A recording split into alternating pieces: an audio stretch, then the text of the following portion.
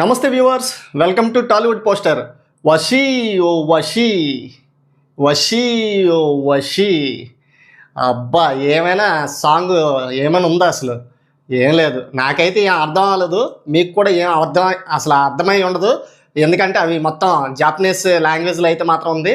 Dictionary తెచ్చుకోవాలన్నమాట. మనం ఇప్పుడు Japanese dictionary తెచ్చుకుంటే మనకి క్లారిటీగా పదం మొత్తం అంతా డిక్షనరీలో యాడ్ చేసుకొని చూసుకోవాలి, అప్పుడే అర్థమవుతుంది.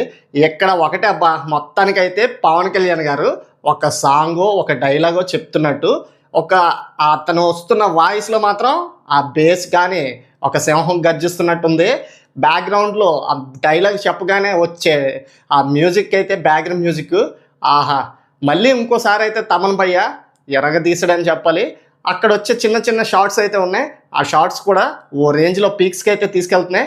అసలు అప్డేట్స్ ఇవ్వలేదని ఏడుస్తున్న ఫ్యాన్స్కి అయితే ఒక్కసారిగా అసలు ఊపిరాడకుండా చేస్తున్నారు. మొత్తం మూవీ టీం అయితే మాత్రం ఫైనల్గా అయితే వాషి వాషి అంటూ పవన్ కళ్యాణ్ గారి సాంగ్ అయితే వస్తుంది. ఇంకా దాని మీనింగ్ ఏంటో చాలామందికి అయితే అర్థం కాలేదు, చెప్తా. దానికోసమే నేను వచ్చా. జై గూగుల్ తల్లి, అలా కొట్టినా రాలే. మొత్తానికైతే జాపనీస్ లాంగ్వేజ్ని మొత్తానికి డీకోడ్ చేసి చేసి చేసి ఎంత టైం అయిందనమాట. ఫైనల్గా ఇంకా దాని మీనింగ్ ఏంటనేది మనం ఒకసారి చూసేద్దాం. ఇంకా ఫైనల్గా ఈ సాంగ్ మీనింగ్ చూసుకున్నట్లయితే, డాగా ఓ డాగా, ఎగురుతూనే ఉంటావు కానీ ఫస్ట్ నీ రెక్కలు కత్తిరేస్తా, అప్పుడు నువ్వు నేలకి దిగుతావు. నేలకి దిగిన తర్వాత నీ రెండు కళ్ళు బయటికి పీకేస్తా, పీకిన తర్వాత నీకు గుడ్డిదాని అయిపోతావు, కళ్ళు కనిపించవు. సో అప్పుడు నువ్వు కదలకుండా ఉండడానికి నీ కాలుని కట్ చేస్తా. నీ కాలు కట్ చేసిన తర్వాత నీకు ఇంకా ఎక్కడికి వెళ్ళడానికి ఛాన్స్ ఉండదు. అప్పుడు నీ కర్కశ హృదయాన్ని, నీ గుండెగాయని బయటికి పెకిలి వేస్తా అని అయితే మాత్రం ఇక్కడ చెప్పడం జరిగింది. సో ఇక్కడ ఇమ్రాన్ హష్మీకి పవన్ కళ్యాణ్కి ఉన్న చిన్న ఒక వార్ అయితే జరుగుతుందన్నమాట ఇక్కడ. సో మనం సినిమాలో ఇది కంటెంట్ని అయితే సినిమాలో డైరెక్ట్గా చూస్తే అప్పుడు వషీ ఓ వషీ దాని దమ్ము అప్పుడు మనకు పర్ఫెక్ట్గా తెలుస్తుంది అనమాట. సో ఫైనల్గా పవన్ కళ్యాణ్ గారు వాయిస్తూ వస్తున్నది. ఇంకా థియేటర్లో చూస్తే మాత్రం థియేటర్లు తగలపడిపోతే, కుర్చీలు ఇరిగిపోతే, సీట్లు సిదిగిపోతాయి అనమాట. ఇంకా క్లియర్గా అర్థమైపోతుంది.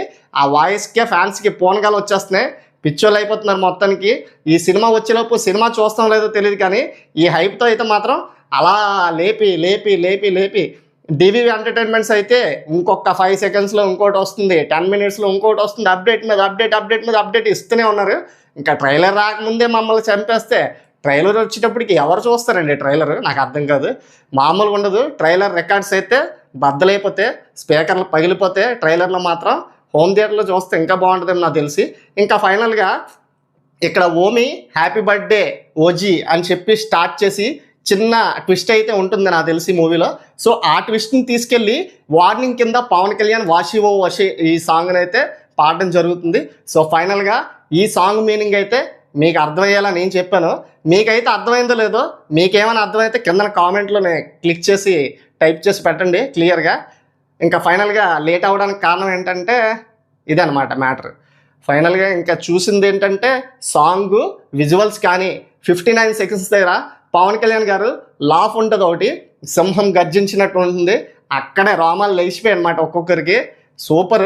అసలు కత్తితో అలాగా చెప్తూ డైలాగ్ చెప్తూ ఒక సాంగ్ పాడినట్టయితే మంచి లిరిక్స్ని అయితే రాశారు. ఫైనల్గా సాంగ్ ఎలా ఉందో నేను ఎక్స్ప్లెయిన్ అయితే చేశాను. అలాగే ఈ సాంగ్ మీకేమనిపించిందో కింద కామెంట్స్లో క్లిక్ చేయండి. అలాగే ఇంకా ఎలాంటి అప్డేట్స్ అయితే మన ముందుకు రాబోతున్నాయో తెలియదు. ఇలాంటి జపనీస్ లాంగ్వేజ్ నేర్చుకోవడానికి పెద్ద బుక్ అయితే మన దగ్గర ఉండాలి, డిక్షనరీ. సో ఫైనల్గా అయితే మీకేమనిపిస్తుందో కింద కామెంట్లో లైక్ చేసి సబ్స్క్రైబ్ చేసుకొని కామెంట్స్లో హైప్ క్లిక్ చేసి సపోర్ట్ చేయండి. Thanks for watching.